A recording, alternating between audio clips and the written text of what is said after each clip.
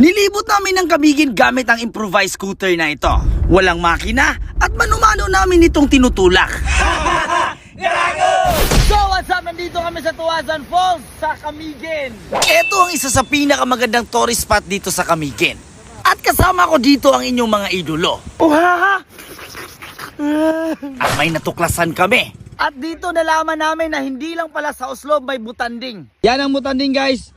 At nandoon ang drone namin sa malayo. At dito lang ako nakatikim ng ganito. Ewan ko lang anong tawag dito, guys. Ilan lang ito sa magagandang makikita mo sa Camiguin. Kaya tara na, biyahe na. Grabe, dito sa White Island, wala kaming nakitang butanding pero maraming bibingka.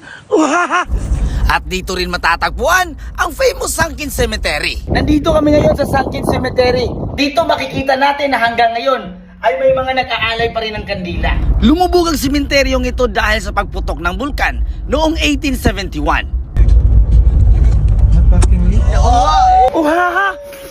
At binisita rin namin ang sikat na White Island at Mantigi Island. Isang maliit na isla na may konting kagubatan.